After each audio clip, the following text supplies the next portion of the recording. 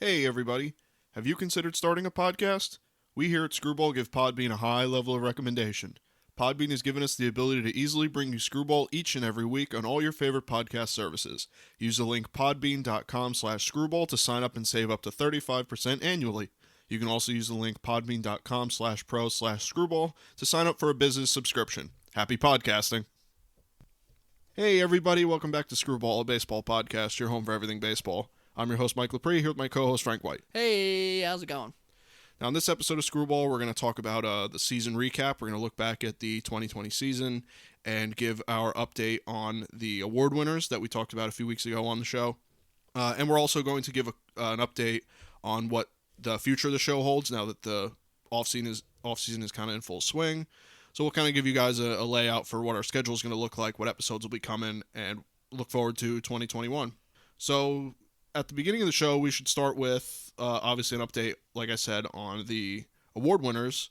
So let's go through and talk about the Manager of the Year, Rookie of the Year, Cy Young, and MVPs. So to start, the Manager of the Year in the AL, out of Kevin Cash, Rick Renteria, and Charlie Montoya, went to Kevin Cash. And in the NL, out of Jace Tingler, David Ross, and Don Mattingly won NL Manager of the Year. I think both were pretty well deserved. It was no surprise, really, to me that Kevin Cash won. No surprise to me that Don Mattingly won. I think that Don Mattingly certainly deserved it in the NL. I think AL, I do think that Charlie Montoya, I think, could have gotten a little bit more. I think he could have won it easily, but it makes sense, Kevin. I know that the writers like Kevin Cash, and regardless of the big blunder that he made in the World Series, I had a feeling that all things considered, it would go to him. Well, what do you think about who the Manager of the Year awards went to? Yeah, I mean, I think we predicted it pretty well. I think I would have voted Charlie Montoya, as we mentioned already. Yeah, I mean, Kevin Cash did a great job, but in the playoffs and the World Series especially, he managed himself right out of a ring. He did a good job, and then Don Mattingly, obviously, what can you say? Took a Marlins team that was not projected to do much. I think talent-wise, they had better talent than people really kind of thought. Mm-hmm. But overall, in a normal season, you're saying they're not going to do much at all. And he took them to the playoffs and won a series in the playoffs over a former powerhouse team too. So Sure. it makes sense. We had it predicted as well. Yeah, it all made sense really. A lot of these awards, whoever you pick is going to make sense. Yeah, sure. So, and I believe, the next one, Rookie of the Year, we had in the NL was Devin Williams. Yep. And in the AL, it was Kyle Lewis. Yeah, I think we had this. The NL was a little surprising, I think. Yeah, that surprised me a little bit. Compared to us, compared to our opinions. Devin Williams had a great year. Mm-hmm. He get one run. Yeah, two runs. one run, I think. Yeah, and of course, they ended up getting lost for that one run, I think. But, of course. But pitched great. Helps that team and help give them a chance to make Hader expandable now because you have another reliever. But yeah, he had a great year. I think you can't go wrong. I think Alec Bowen could have easily won it. You can't go wrong with Devin Williams. No. He had a great year. And in the AL, Kyle Lewis, this was going to be a close one. I thought Luis Robert was going to win because he's disgusting. But Kyle Lewis had a great year. Offensively, I think Kyle Lewis had a better year. Defensively, Luis Roberts was like the best outfielder. But Kyle Lewis had a great year. I mean, really did. We said it. I think I would have picked Luis Roberts because I really like him. But Kyle Lewis really probably was the better choice. Yeah. Great outfielder as well. Great hitter. Had a great year on a team that's not good. So he had to fight through that. In a pretty tough division.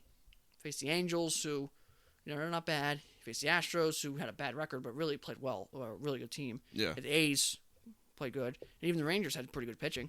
Yeah. So they really had to fight through a pretty good division to get there. So that makes sense. And, Kyle Lewis and Devin Williams, I believe they're both African-American ball players too, which is something the league was kind of in a weird spot because they really weren't seeing African-American players. That percentage was kind of staying low. That's true. So to see two young guys come through and win this award, it kind of means hopefully the game's growing and you can start seeing those numbers spread. Mm-hmm. So that's good for the MLB and good for these two young guys, and hopefully they have good careers coming up. Yeah, I think Kyle Lewis, if I'm not mistaken, he was just about, if not unanimous. I think he was. Yeah, so I think that makes sense. Obviously, Luis Robert, we both love, so, got to shout him out. But yeah, Kyle Lewis, I thought was kind of the obvious choice. And then in the NL, I mean, I guess this is probably my biggest surprise, and that's not saying much because a lot of these picks, a lot of the guys who won here were not really surprises to me. But I did think Alec Boehm had a better shot. But you have a guy that gives up 1 run all year, even if it is only 60 games. I mean, that's pretty unbelievable. And the guy's got good stuff, so I think he'll fit in well with the Brewers. Kyle Lewis fit in well with the Mariners. Hopefully they can build around him now and hopefully get something going out there in Seattle. But yeah, and like you said too, with them both being African American, I know that the MLB had a, obviously I would think the MLB is predominantly white or of Caribbean, like Dominican and Puerto Rican, Cuban descent. Pacific. Yeah. Islanders now too. You see a lot more. That percentage jumped way up. Yeah. But the African American percentage kind of been down, grew a touch years ago, and then kind of never really went anywhere. Yeah, kind of plateaued. But you have players like Mookie Betts. You have players like Adam Jones recently. Now you have Devin Williams and Kyle Lewis. So that's African American ball players. We can see these numbers start to grow, which means the game's spreading to a younger population, obviously, and into like a city dominated spots in the country. Mm-hmm. You see even in the Little League World Series and stuff. You've seen the Chicago team there, so that's good. It means the game's growing and it's growing into spots that we haven't seen a lot of players come from. So sure. That's what you want to do. You want to grow the game. Yeah, it's great. It's great to see these young guys come through and put on quite a show, especially Kyle Lewis. But from there, we can move on to the Cy Youngs. Really no surprise here at all with either picks. In the AL, Shane Bieber won it, unanimous decision. Trevor Bauer won it in the NL. I don't know if he was unanimous probably because Yu Darvish had such a good year. But either way, both these guys, Shane Bieber was a foregone conclusion. Trevor Bauer had a little bit more of a conversation with Yu Darvish there. But overall, these guys were awesome all year. Shane Bieber, with the exception of that little blemish he had in the postseason against the Yankees, had essentially just about a perfect year, or as good a year as you'd want out of a pitcher. And Trevor Bauer really, his stock must have just shot through the roof. If you compare what he would have been worth, say he was a free agent last season compared to what he's worth this season. So for him, it was awesome. For the Reds, they were able to make some sort of push in the postseason, even though they didn't hit anything. But yeah, overall, I think the Cy Young was the least surprising of all the awards here. I didn't think there was much conversation really about it, either of them. No, straight up, Shane Bieber was the best pitcher in the AL. He was the best pitcher in all baseball. You can't argue that. But a great year, and they did the right thing. They gave him the award. Of course, he won unanimous, which is a little surprising because those crazy people give crazy people votes. But it's good that he won the award, and he really deserved it as unanimous. So that's good. Sure. Trevor Bauer, I'm glad they didn't get crazy with this and give it to DeGrom or something crazy. But Bauer deserved it, and Bauer as a free agent, he definitely wasn't going to be upset about that. So no. Bauer deserved it. Had a great year. Really carried the Reds. The only thing kind of you wonder if what he says off the field and some of the antics on the field, was that going to hurt him? It didn't, and it really shouldn't. Most times, unless something crazy happens, so you threw the ball over center field, I can see that hurting him. But yeah. But usually, stuff like that doesn't really affect you. But he had a great year too. So the Cy Young was pretty straight up. I think we had it picked right on the head. Yeah, I think most people could look at these choices and their stats and. You know what I mean? This one doesn't mean the other guys didn't have a great year, though. No, you got to talk about how good Yu Darvish was, and obviously DeGrom's always there, so you don't even have to talk about him really. He's a foregone conclusion. Hyun-Jin Ryu, Kenta Maeda. Kenta Maeda especially, kind of surprised that he pitched as well as he did for a team that needed the pitching like that. Yeah, so I think that was good for him and good for fans of baseball. Like, oh yeah, that guy's a starter. Yeah, this mixed guy. People think of him still as that reliever, starter, or whatever you want out of him, utility guy. But he's a starter, and he pitched great. So that's good for them, and good to get some votes, and that helps their career, down the line, getting all-star votes and stuff, or MVP votes. That helps your career, helps your legacy and your Hall of Fame chances. Sure, some of these guys at least. Yeah. So then you came to the Crown Jewel Award, and that's MVP, AL MVP Jose Abreu. And NL MVP was Freddie Freeman. AL MVP we talked about for a while. All three of these guys could have won, obviously, but you really didn't know where the voters were going to go. Jose Abreu doesn't seem like he gets much credit. Jose Ramirez doesn't seem like he gets all the credit he deserves, but he's also a really streaky hitter.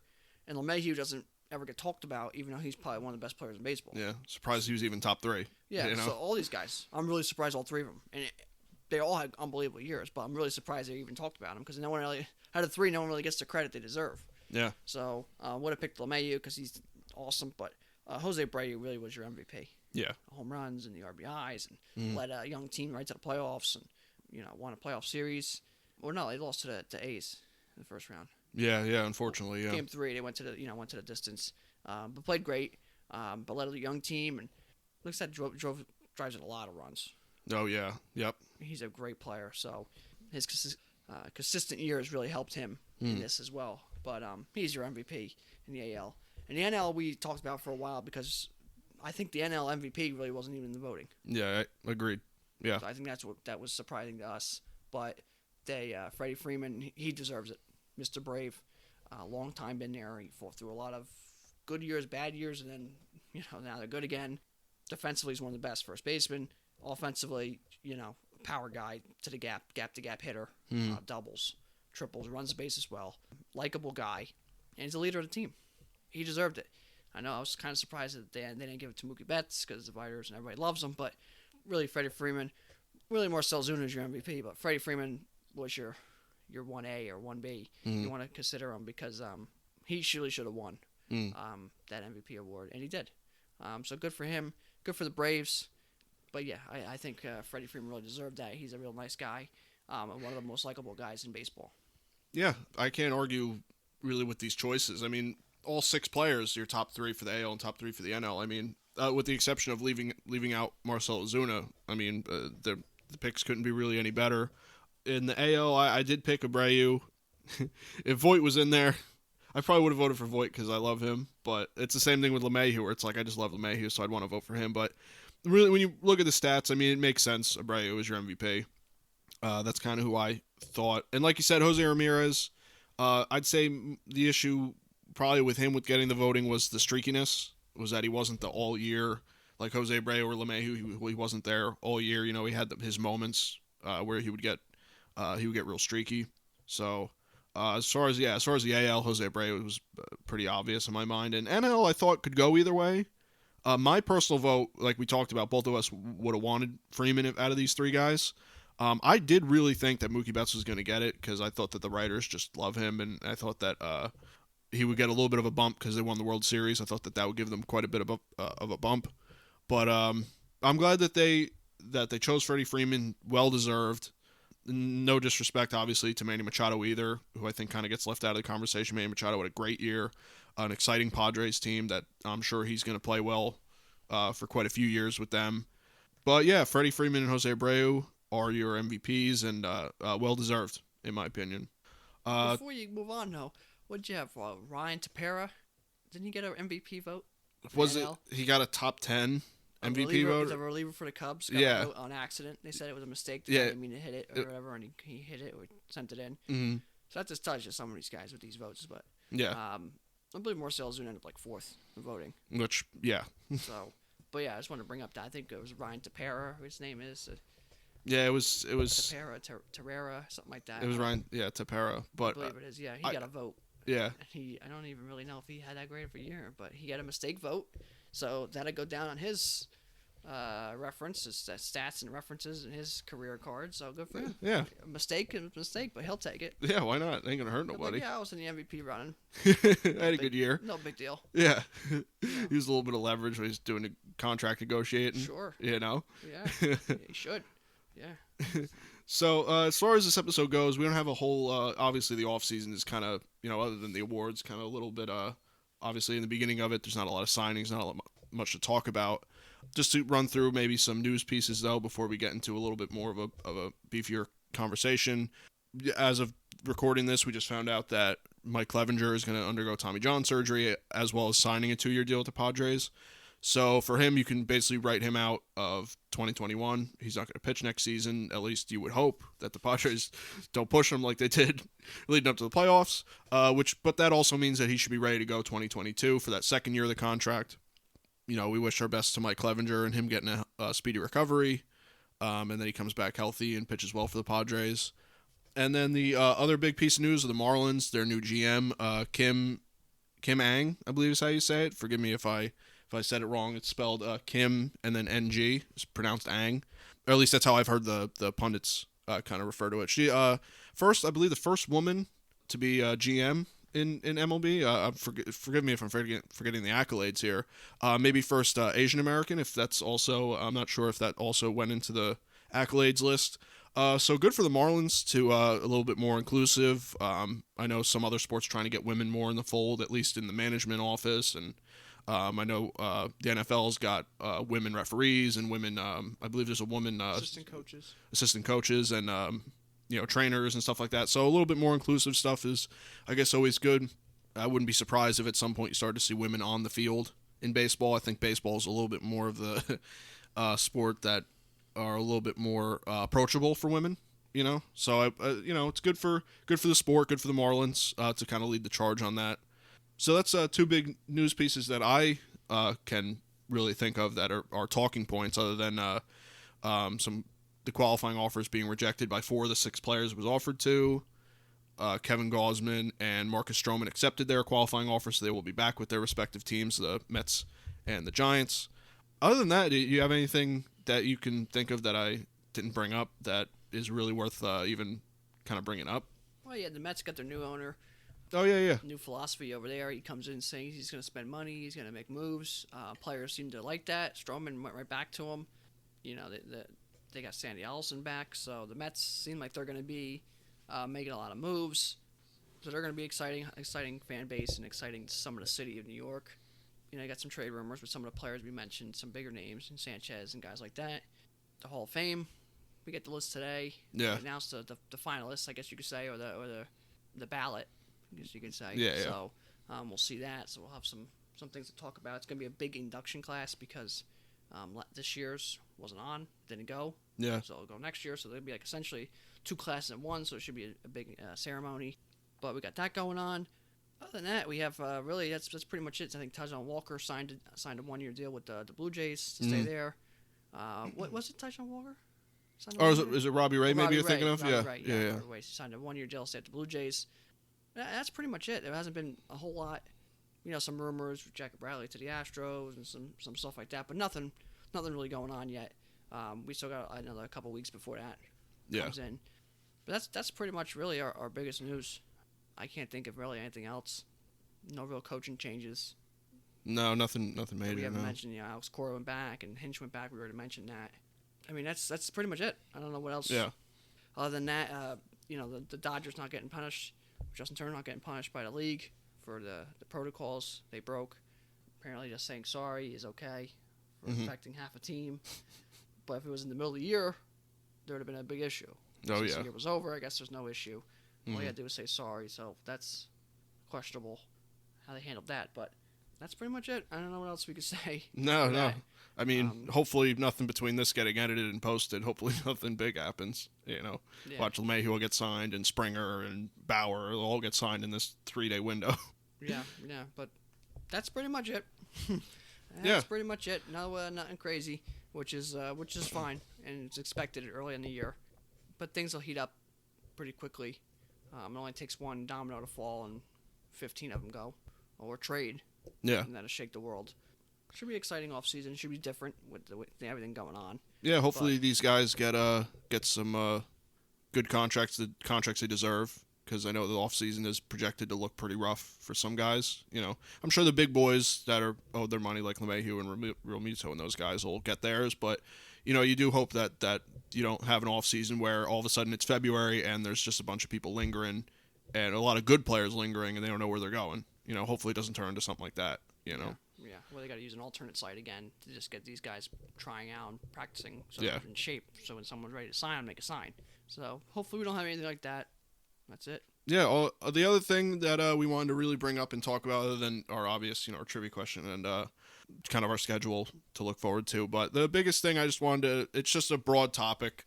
We didn't really have any structure to it. Just whatever we wanted to talk about, or just our overall thoughts on the 2020 season. Just a reflection on, the first season of us doing this, and our first reflection on a season is probably one of the craziest seasons in MLB history as far as scheduling issues and world issues and just the way, lack of fans and stuff like that. It's all different.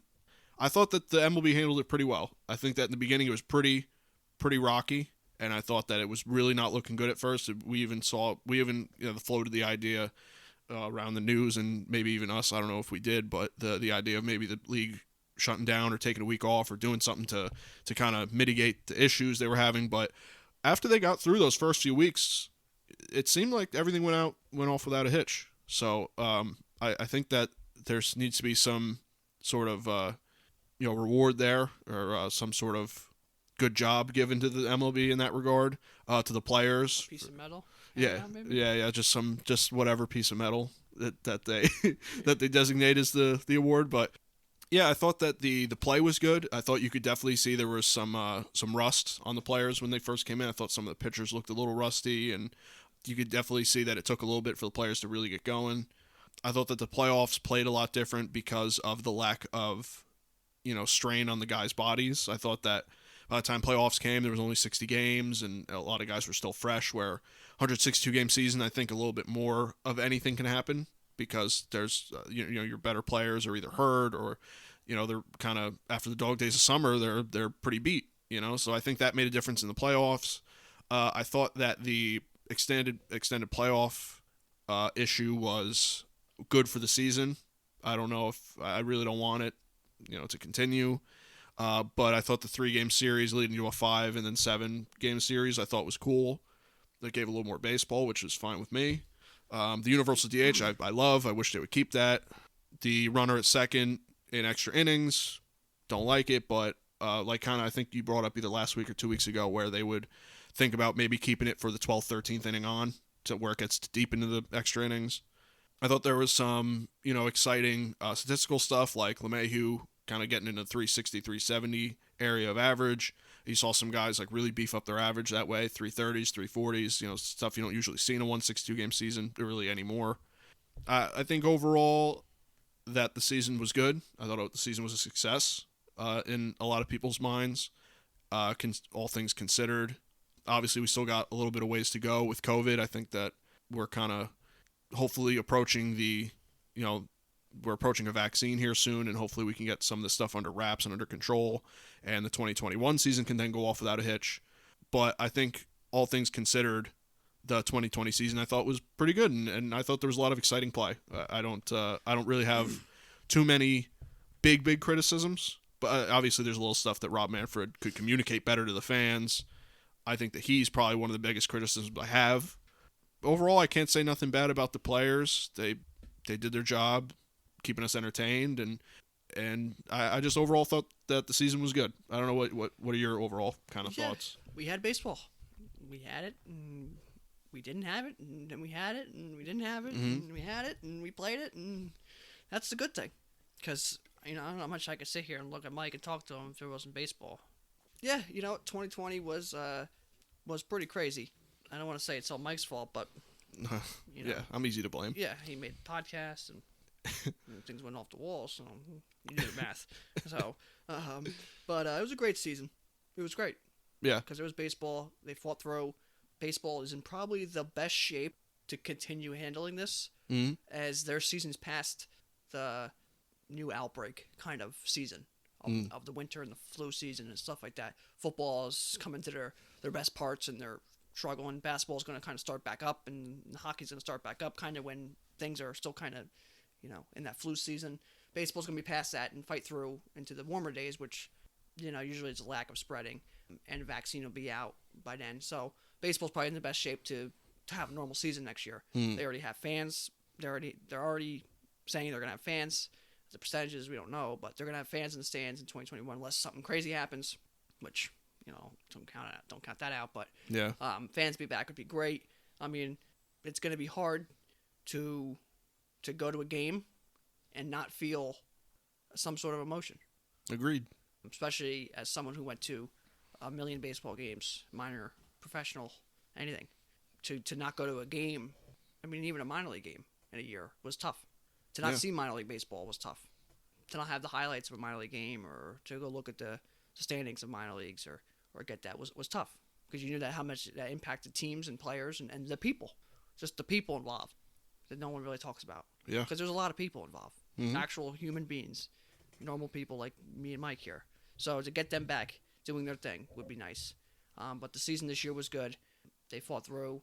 Obviously, there's some things that were touch and go, and some things that could have went better. But you can't really complain about having a season, having a World Series winner, and having excitement, having baseball to talk about. But 2021 is expected to be normal for the most part as of now. Fans be back, which would be great. Hopefully, we'll have our fantasy league back. We'll have our trip this year, which is usually some of the best times we've ever had as a group of our friends. Seeing new stadiums and seeing new stuff. It was good. We had a good first year of our podcast here, which we're not quite out in a year, but first full season. What can you say? Yeah. We just had tough circumstances, which everyone has. We did the best we could, and I'm just glad that we can kind of talk baseball and continue to talk baseball and hopefully talk normal baseball, not to worry about all this crazy stuff that we dealt with. But we'll be there. We'll be there soon, and we'll have baseball again before we know it, and warm weather again. Yeah, that's what I want is warm weather and baseball back. Yeah, But I mean, we'll have some rule changes. It's going to be exciting. I missed the All-Star game. yeah, I missed the voting for it. I missed the home run derby this year. You missed the commercials and seeing it. You missed the Sunday night baseball where they're in the stands with the people and they're chanting. And even when they had the fans back, they were so spread out, and you don't really know if they're even fans of the teams that were there or was there because it's baseball. So you didn't really get that real feel. So if they can get fill the stadiums up at least half crowd and the fans of that stadium, and you'll get that electricity back, and guy jumping over 3 seats to get a ball, and you miss all them little things. yeah. So we'll get that back, and yeah, all in all, it was a good year.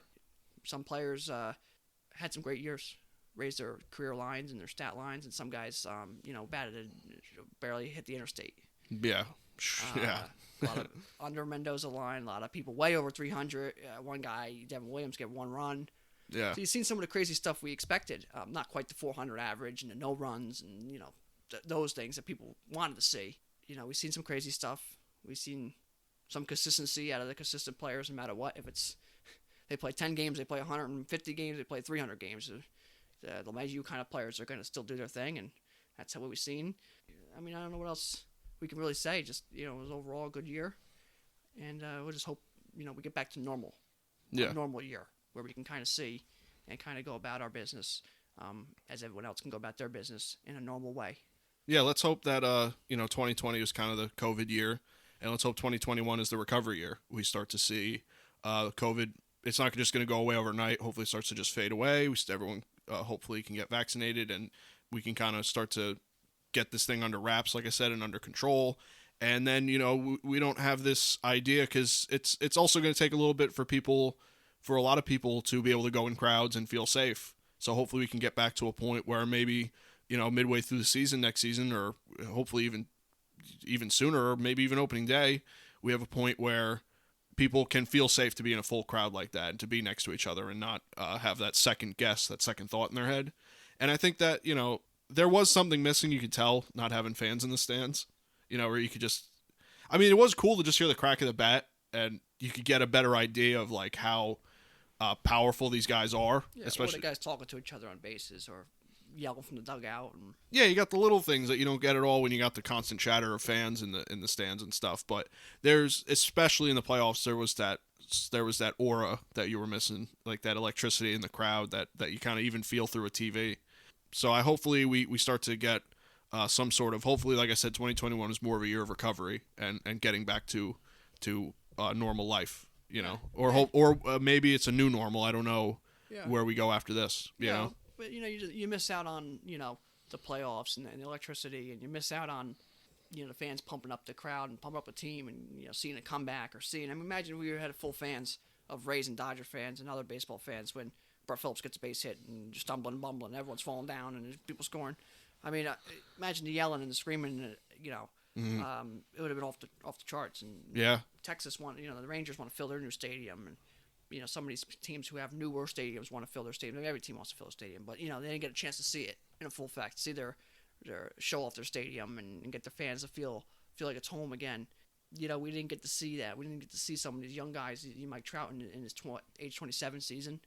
That's supposed to be your season. We didn't get to see all that, and so we missed a lot of things, but we got baseball. Yeah. So all in all, you can't be too disappointed. We just hope that we get a normal season, and we get things back. And it's something about being at the game. I think it's the best sport. To go watch in person. You don't miss nothing from watching in person from watching on TV. Football, if you're in person, you don't get to see the flags, and you don't get to see the replays, because football, you need replays. Yeah. That's what it is. Basketball, you can't get to see a lot of the fouls and some of the stuff. And hockey, again, you can't really see some of the fouls and some of the hits and some of the the overhead. But baseball, you get exactly what happened on TV as you did in person. Exactly. You miss nothing. So, Agreed. Something about that. It didn't seem like we had a spring or a summer because we didn't have baseball. We didn't have that baseball to talk about most of the year. We didn't have that chance to go out and go watch it. So it seemed like you missed it. Almost like you woke up, it was cold, and you went to bed, it was cold, and we're waking up again and it's cold again. You didn't get that baseball season. It's a shame, but we did the best we can. Everyone did the best they can, and we had baseball, and hopefully 2021's normal, and you gotta get the fans back. You gotta get the fans back, because I don't know about you, but I believe the last game. What was the last game we went to? It was the ALCS between the Yankees and the Astros. I mean, it don't get no crazier than that. As far as maybe an ALCS goes, or games we go to, that's the craziest game overall that I've ever been to. Oh yeah. Oh yeah. So we missed. We kind of were teased with one of the best games and one of the best atmospheres we've ever had to not having anything. Sucks. It really sucks. We'll be back. Baseball will be back. Fans will be back. And you just count them days down. And you just hope them teams, the Dodgers, as much as I don't like the Dodgers, they don't get to celebrate that World Series trophy. Yeah. They don't get to celebrate the All-Star game they had. Does that get rescheduled for them 5 years from now? The team who has it this year, where is it supposed to be this year? Oh, God, I couldn't tell you. I forget. It's in the NL again, I believe. I'm not sure. I'd have to look it up. I'm not sure. Yeah, I don't even remember now. I can't even think off the top of my head of where it would be. I don't know. Yeah, I can't even think. Maybe it was Texas. Maybe it was the Rangers. Oh, you know what? I think it was Atlanta. Oh, that makes sense. They have a new stadium. I think one of those two stadiums. So now you think about it. Now they're supposed to have an All-Star game. Where are they at? Are they going to have it this year? Yeah. And the players who played good this year, they don't even have a chance to make an All-Star team put that on their resume essentially. So we missed a lot of the little things in baseball. We had the game of baseball, but we missed, what makes the game go around. We had the game itself, which is awesome, but the little stuff that makes it perfect, we missed. Yeah. What makes it a sport and what makes it so fun to watch and to experience and play. Yeah, not just a TV channel. Yeah, exactly. Yeah. So we missed that, and it missed us. But Agreed. We'll be there. We'll be back soon, and me and Mike and the fellows will be in the crowd, and we'll be yelling, and it almost like it didn't happen. Yeah. Almost like we didn't have that year, But we got to get to that point. We got to get out of the dark ages, I guess you could say, and get back to life. But we'll get there, and we'll be back in the stands, and we'll be back doing our thing. Sure. Yeah, I agree. Let's look forward to 2021, and 2020 will always go down the record books as the COVID year and the weird year and the shortened year, and we'll always remember it. Everyone that experienced it, even if you're super super young or you were just born and you 20 years from now you become a big baseball fan and you'll always remember. You look at the history books, 2020 will always be there. So it's cool like that too. That year, what's his back of his baseball card stat? What's that say? Well, that one year he only played 40 games. Everybody did. Yeah. That was pretty good for that season. Yeah. So you'll have that. It'll be something to talk about for sure. Yeah. Once you get past it. Right now, you don't want to talk about it. I don't want to talk about it. But once you get past it, it'll be something to talk about. Yeah, sure. Agreed. So to move on, to get back to a little bit more of our normal thing, let's get to our trivia question. Mm-hmm. That's why you people are here. I know. I need to talk to Mike. Sure. That's true. We had two first basemen win MVP this year in the same year. So the trivia question is, when was the last time the two MVPs were first basemen in the same year? There's only been 4 occasions ever. One year, it was 2 NL MVPs. It was co-MVPs in 1979. That was Keith Hernandez and Willie Stargell. But when was the last time it happened? And the answer is 2006. The AL was Justin Morneau, which might surprise some people. And the NL was Ryan Howard, who had 490 home runs that year. Yeah. And was just an animal. On cover MLB The Show, and he did everything. But yeah, so the trivia question is, when's the last time two first basemen won MVPs in the same year? It was 2006. AL, Justin Morneau. NL, Ryan Howard. Yeah, I was able to get Ryan Howard. It took me a little bit, but I did get Howard. But Justin Morneau, I forgot about. But then when you hear it, it makes sense. You're trying to guess like 06, who was the first baseman? You think Big Papi. You think some other guys. Then you hear Morneau, and you're like, oh yeah, he was good. It makes sense. Like I said, it only happened 4 times. 1979, it was Keith Hernandez and Stargell won co-MVPs in the NL. So that's the first time. Second time was 94. It was Frank Thomas in the AL. And the NL was Jeff Bagwell. Yep. When the Astros were in the NL. 06, Morneau. And the NL was Howard. And this year, Abreu and Freddie Freeman. Yep. So it's only been 4 times. And that's pretty crazy to think because first base is such a numbers position. Yeah, that's where you would think your MVP guys would come from, is your first baseman. So it's weird that it's only those 4 times. I mean, the names speak for themselves, those 4 years. The first time was only 79. Yeah. And that was because it was co-MVPs. I mean, you think about longer than that, Lou Gehrig and guys like that, you'd think, oh, somebody on the other side, Willie McCovey in the 50s and 60s and 70s. You think somebody would have won MVP together in the same position, at that position at least. Sure. 2 catchers, you're like, wow, 2 second basemen, 2 shortstop. It doesn't make sense. 2 first basemen, they're a number position. That's your best player. First baseman, third baseman, center fielder. Those are usually your better players, offensive wise. So it's a little surprising, but yeah, that's it. That was our last trivia question to go for the 2020 season.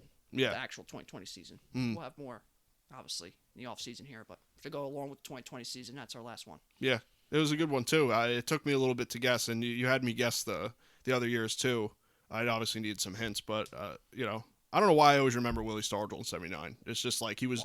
Pops. Because Pops, the We Are family... Came in that season, winning the World Series, and I'm retiring. Yeah. Came in, won the World Series, retired.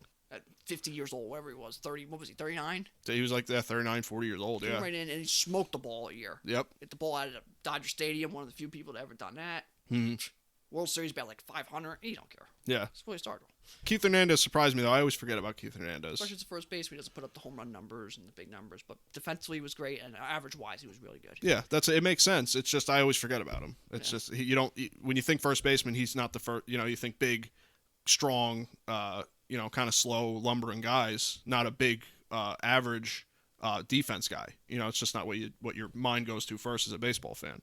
But so before we wrap up, we want to talk about our upcoming schedule because this is our last week for the 2020 season of doing weekly. This is actually the first time we're going to do bi-weekly. Sure. Because what we figure in our head and what we discussed about is in the off season, there's just not going to be enough to talk about week after week. You might get some signings here and there we could talk about, and we could come up with topics. Baseball is one of the few sports where you could talk about historical stuff till you're blue in the face. But, if we plan on doing this, say we plan on doing this podcast for a while, we don't want to just blow all our topics right off the bat. And especially because we blew a lot more than we would have liked to because of the season being delayed so long. So we figure that we're going to start doing bi-weekly just for a few months, just until Pitchers and Catchers Report. We plan on, I believe, actually starting February, the first week of February. I think we would be back into the fold and doing every week. But until then, we're going to do bi-weekly, which means we're going to be off next week for Thanksgiving, back the week after that, off the week after that, and so on. So we plan on doing our off-season episodes, our bi-weekly episodes on the all-time players. So we're going to me and Frank are going to create our own top 10 lists of each position and who we think were the best players at their respective positions. We're going to probably wrap it up with kind of a little bit goofier of an episode with managers and mascots and uniforms and stadiums and kind of throw a lot of the oddities or the other guys of baseball, not necessarily the players, like what surrounds baseball. So we'll talk about that. And then we're going to start back up, do a weekly thing. And a lot of the weeks leading up to the season are going to be our predictions episodes like we started the show with. So we're going to do that for about 7-8 weeks, and we'll have some other episodes in there. And then it'll be back to normal, hopefully, if the 2021 season starts April 1st like it's supposed to and starts off without a hitch. We'll be back to normal. But until then, we will do a bi-weekly episode. So don't, if you don't see an episode next week, don't freak out. We'll have it recorded for the week after that. We'll have it posted. Don't worry, we're still here. It's just that you get a week without us. Unfortunately, I know you guys. I know you're not gonna have the trivia question. That's why you're here. Well, we might even do a trivia question. So we're not recording it. We'll just do a. You can throw something out on the Twitter on or Monday trivia question. Do they answer on Thursday even though we're not recording? We'll figure that stuff out. So maybe we'll get you some trivia questions, or maybe this day in history or something. Something. But we'll have something. Otherwise, we'll definitely have a trivia question on every episode. We'll have a trivia question. But yeah, we'll do an all-time list, which is always exciting. Maybe bring in a guest or two to have on and talk about him a little bit. We'll do some fun stuff. Keep everybody entertained. But yeah, our schedule will be changing a little bit, and we'll be back full time in February, like you said. Yeah. And go right back to our predictions and go right into a good, great year. But other than that, I mean, next week we're not having an episode. Next week's Thanksgiving, so just want to wish everybody happy Thanksgiving. Hopefully you can have a pretty normal one for the most part and go enjoy it with the friends and family and watch some football, because I know I'll be watching football. and hopefully there'll be some news for baseball we'll talk about next time. Yeah. We meet up. Yeah, so I wish everybody happy Thanksgiving. I think we had Veterans Day last week, so it's late, but happy Veterans Day to all the veterans and current members of our military. But yeah, so that's pretty much it. Just to touch up quickly, I mean, of course, I got my Victory Raiders shirt on because the Raiders beat the snot out of the Broncos. So any Broncos fans, good luck next time, because you got your ass kicked. Damn. It could have been 50-something points, but we messed up in the beginning. But Raiders played great. 6-3. They're, I believe, the 5th best team in the AFC by their playoff ranking or playoff spot. They're in the playoffs right now, and looking good. This week we play that red team from Kansas City. We play them at the Raiders. Should be a good game, Sunday Night Football. Hopefully we can get them twice. But they're playing good football, and I'm happy with them. And I hope they make the playoffs, and they got a chance to do something pretty cool. So yeah, and the Giants won a game. They beat the Eagles. How about that? They didn't just win a game. They're one more win away from possibly winning the division. How about that? Good God! Not even being winning it. 4 wins might win it. Yeah. That's whew. What a division. Yeah, I wish we played that division this year. Golly, we were undefeated. Yeah, Giants won, and helped lose me some money in the bets. So. Yeah, them and the Bills. Yeah, well, they did their own thing, but and Bills fans, as much as people are going to say they're heartbroken, they had 4 years in the '90s. We were in the Super Bowl, never won. They're fine.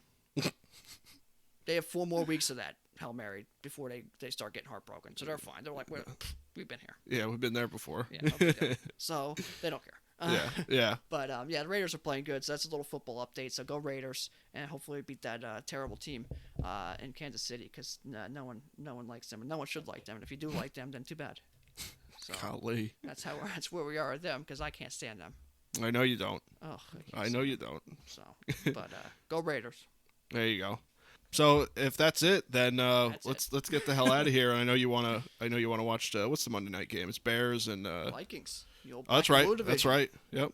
That's right. The monsters of the Midway versus the Purple People Eaters. The Fighting Doms. Yeah. Versus the Bears.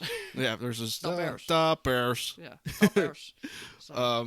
All right, then we'll get the hell out of here, and I know you're gonna check that out, and we will see you not next week. Enjoy your Thanksgiving next week, and the week after that we'll be back to start our Round the Horn 9 positions ranking list. Which should be really fun. Which, yeah, I'm excited. I can't wait for that. Let's see how our lists shake out. But until then, you can listen to this podcast on Google Podcasts, as well as Spotify and Apple Podcasts. You can listen to this podcast every week on our regularly updated YouTube channel, as well as our website, screwball.podbean.com. You can follow me on Twitter at @RealMikeLepre. You can follow me on Instagram at Mike Lepre. And you can follow me on Instagram and Twitter at FDubs10. You can follow our official Screwball Twitter at ScrewballPod. You can follow our official Screwball Facebook at ScrewballPod. No E in Screw. And that's it from us, guys. We'll see you next week. Yep, take care.